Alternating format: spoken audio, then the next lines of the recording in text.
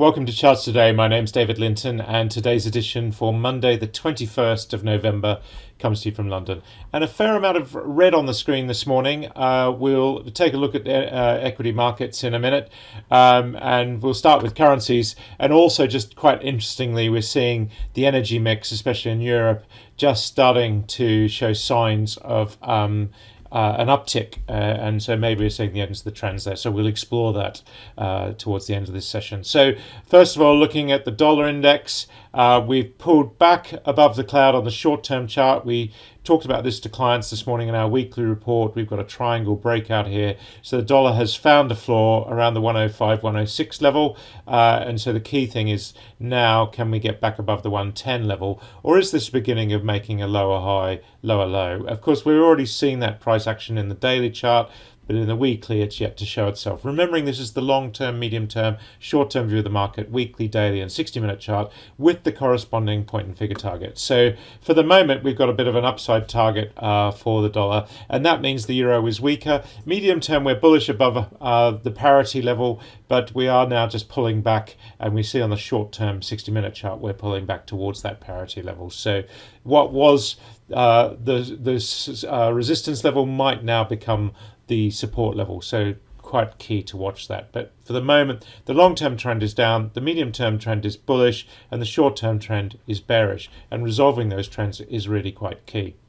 Sterling looking weaker against the dollar at 118 this morning, and just again rolling over similar to the euro. Hasn't quite made it through the cloud on the lagging line there, but against the euro, sterling is still looking pretty bullish. It's got the upper hand here, breaking higher with upside targets. So that's really showing through there, that sterling strength. Bitcoin just nudging the $16,000 mark now. We did break below $16,000 in the early hours. We got downside targets, a new one to be activated here, really much lower to 9,000. So that will be quite key if we break to new lows on Bitcoin. But these targets are there, and we just can't ignore them. The S&P 500 index was up 0.5% on Friday. The Nasdaq also up similarly, short term above the cloud, medium and long term still bearish. This is looking like a relief rally to a lower high before then making a new lower low based on the targets. And of course, we're seeing the futures today giving up most of the gains that we saw on Monday. The S&P future down 0.5%, the Nasdaq E-mini future down 0.75%, so that's going to be quite key. The FTSE future, little change today. The DAX in Germany down 0.6%, so again, look at a really quite strong rally to hit cloud resistance there on the weekly chart. So for the moment, we are just stalling at that level, and of course all eyes will be on the US market. Japan bucked the trend. It was up 0.25% overnight, so looking a little bit better there, but the other Asian markets were all lower. The Hang Seng down nearly 2%, hitting cloud resistance there on the daily chart, and the Chinese market down some 0.4% as well, still bearish below the cloud. The key thing on China is, are we putting in a double bottom? That's the thing to watch. The Aussie market was also down slightly, and India is down nearly 1%, but the market's still looking better than most other markets. We saw wheat down 0.75%, and corn is down 0.6%. So we are just seeing prices just wandering there. But the reality is the long-term trends are still up. Gold has fallen back to 1740, down 0.5% this morning. Silver has given up the $21 mark. So although we've crossed the cloud, that dollar looking stronger again is having a little bit of an impact there, and we are just shorter-term bearish again. But the medium-term transition, this transition is taking time, basically.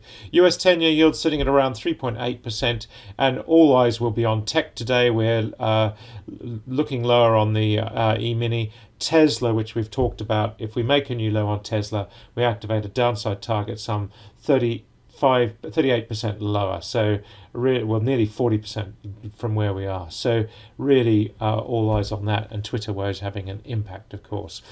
Taking a look at the energy mix we talked about, so really quite interesting. And if I look at my reports this morning, looking at European gas and power markets, the interesting thing is we are just seeing more bullishness creeping in. So a lot of these things were negative for the last few weeks. This is my weekly report, and we're noticing that gas and power markets are just transitioning to neutral, and this is on a time horizon of what's going to happen this week. Last week, you could say with some degree of certainty that we were seeing more bearishness in the market. We're starting to see that creaking through, and all the trends and targets are given in that report. Interestingly, in the German power report that I put out in the beginning of October, we gave short-term, we were at 421 euros then, gave short-term levels to 370, 380, 350 to 325 was the medium term, and we gave a longer term target around 250. Now we hit 300, and it looks like this longer term target may now not be met. And this is always the thing, is you're waiting for where is the turnaround, and that's what we're watching for our clients all the time. And so here we see, looking at European markets, that we're mostly up. Now Brent crude is down this morning, and that fell quite heavily on Friday, putting us back below the cloud on the daily. This is like a failed recovery, but we may still make a higher low, then we get above the $100 mark to make a higher high, but that's a long way off. We are still short-term bearish below the cloud. And if we look at WTI, we are down 0.5% this morning, again just heading below the cloud there. So bearish on both time frames, even though we've got some very short-term for today upside targets, counter trend moves. US nat gas prices sitting at 6.30 this morning, and again the levels here really are 580 and 650. We really need to break that 650 level. Now we look at, just a look at the other energy items. We've got coal up quite strongly this morning. That's looking quite strong again, having hit these downside targets. We're now seeing some new upside potential there for coal, so that's looking a bit better. And emissions actually just up this morning, struggling at the 75 euro mark. That is really the critical level for emissions at the moment, but we are up. Now gas prices, quite interestingly, we are seeing a little bit of a turnaround here. Having built a base, we've got this little triangle going on, and that's the key. Can we break out of this pattern? We need a high above 125 really, and that's going to be the key to watch. Keep an eye on those targets. And the same with MBP. Looking there, we're seeing that break around the 250 mark. We're through there now. Can we get back above 300? That's going to be the question. And if we look at power markets, German power, we're seeing here that we have sort of built a floor at 300. That's where people have been willing to buy.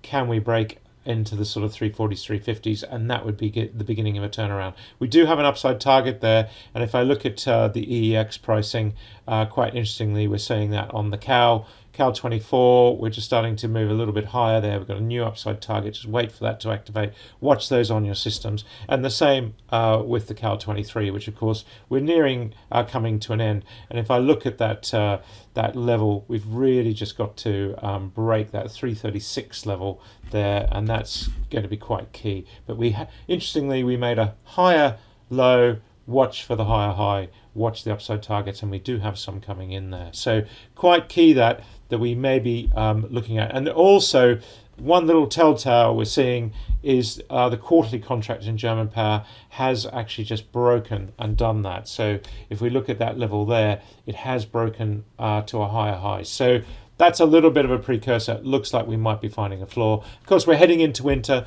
No big surprises there, but it's always worth watching the charts. The charts are going to tell you first. That's it for today. Until tomorrow, happy charting. Bye for now.